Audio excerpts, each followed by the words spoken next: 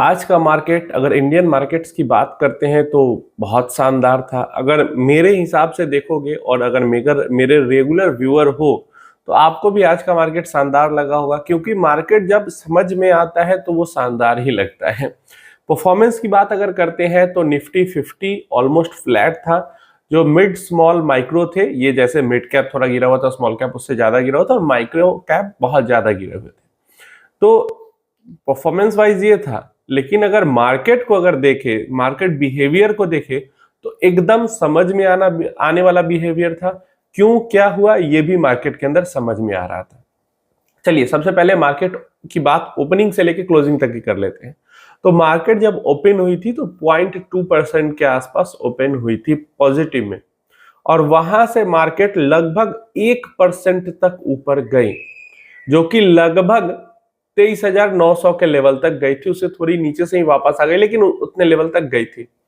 अब क्यों गई, स्टार्टिंग में इतना पॉजिटिव, इतना स्ट्रॉन्ग मोमेंटम क्यों आया? तो सुबह वाली वीडियो में हमने बात किया था कि ट्रंप टैरिफ की जो पॉलिसी है, उन्होंने कहा कि हम थोड़ी सी फ्लेक्सिबिलिटी रखेंगे इसको लेके। दूसरा, यूएस मार्केट में बहुत ही स्ट्रॉन्ग मोमेंटम कल के ट्रेडिंग सेशन में हमें देखने को मिला था। तो उससे इन दो बातों के कारण स्टार्टिंग में निफ्टी को स्ट्रॉन्ग मोमेंटम मिला और ओपन पॉजिटिव में हुई और ऊपर 1% तक भी लगभग ऊपर पॉजिटिव में गई। लेकिन उसके बाद शुरू हुई प्रॉफिट बुकिंग। पिछली वीडियो में हमने बात किया था कि जो 24,000 का लेवल है वहां पे थोड़ा सा स्ट्रॉन्ग रेजिस्टेंस बनता है, और 24,000, 23,000 से 24,000 का जो लेवल है, मार्केट को इस पॉइंट दोनों के बीच में थोड़ा सा समय बिताना चाहिए। थोड़ा सा यहाँ पे जब कंसोलिडेट करेगी ऊपर नीचे करके, उसके बाद जब ऊपर की तरफ चलेगी तो वो स्ट्रॉन्ग मोमेंटम होगा, स्ट्रॉन्ग रैली होगी। अगर लगातार ही ऊपर की तरफ चलती जाएगी, मतलब 21,000 से 22, 22 से 23, 23 से 24, 24 से 25 लगातार ऐसे चलती जाएगी, तो वो उतना स्ट्रॉन्ग नहीं होगी। फिर ऊपर जाके फिर उसको गिरना ही होगा। तो इसलिए गिर गिर के चढ़े वो ज्यादा बेहतर है, ये हमने बात की थी। और सेम वही चीज हुई कि 23,900 के आसपास स्ट्रॉन्ग रेजिस्टेंस फेस किया निफ्टी ने, और वहां पे इसको बिकवाली वहां पे आई, प्रॉफिट बुकिंग वहां पे आई है। और जो ये चीज है जो आज हुई है मार्केट के अंदर में, स्ट्रॉन्ग मोमेंटम के बाद गिरावट, और गिरावट हुई नहीं, पॉजिटिव में ही निफ्टी ने क्लोजिंग दी।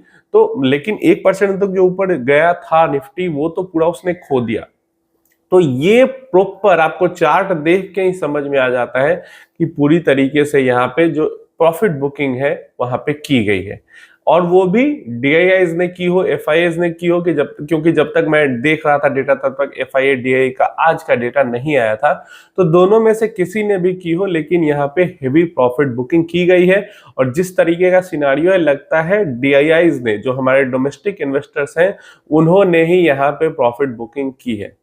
तो बिल्कुल कोई दिक्कत वाली कुछ लोग कमेंट्स में कह रहे थे कि अरे यार मार्केट ऊपर जा रहा था, फिर गिरने लगा मार्केट, अब फिर गिर के नीचे चला जाएगा, जो भी पिछले 8 दिन में गेन हुआ सब खत्म हो जाएगा। तो ये चीज है, कमेंट में आप लोग करने लगते हो, और जिधर की हवा बहती है उधर की तरफ आप लोग बदल जाते हो, डरने लगते हो। ऊपर जाती है तो कहते हो कि बेच दिया, ऊपर क्यों जा रही, नीचे जाने लगती है तो कहते हो खरीद लिया, अब नीचे क्यों जा रही। लेकिन इस सब से कोई दिक्कत वाली बात नहीं है, ये सब पार्ट ऑफ द गेम है।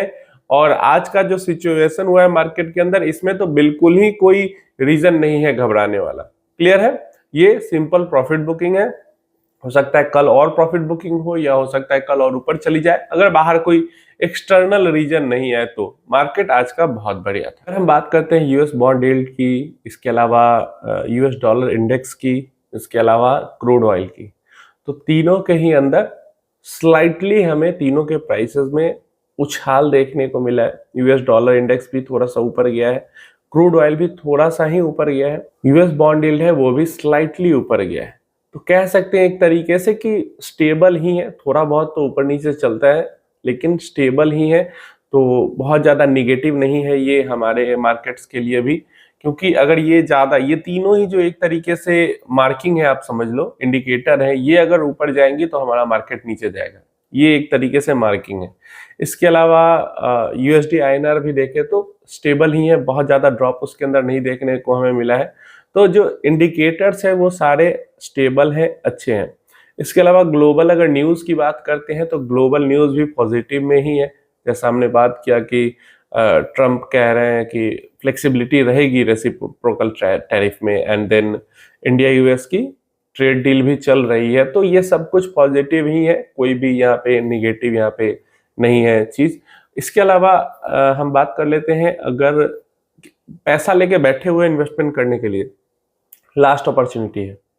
जिस भी लेवल पे मान लो अगर गिर के ये वापस 23,000 तक भी जाता है, 22,500 तक भी जाता है, तो जिस लेवल तक मिल रहा है अगर साइड लाइन पे बैठे हुए हैं तो खरीद लेना चाहिए, क्योंकि अब यहाँ पे जो कंसोलिडेशन का फेज होगा, ये जो 22,500 तक जाए, 23,000 तक जाए या 23,500 तक ही रहे, लेकिन ये जो कंसोलिडेशन का फेज होगा इसके बाद जो जंप करेगी मार्केट, तो फिर वापस इस लेवल पे लंबे समय तक नहीं मिलेगी या फिर मिले ही नहीं, ये बात जान लो। क्योंकि जो कोविड वाला लेवल तो छोड़ दो, जो लेवल 2022 में मार्केट की करेक्शन के कारण हुआ था वो लेवल भी दोबारा नहीं मिलने जा रहा निफ्टी में। 2022 में लगभग 16,000 तक के लेवल्स मिल गए थे, 15-16,000 तक के लेवल्स मिल गए थे, तो वो लेवल भी दोबारा नहीं मिलने जा रहा।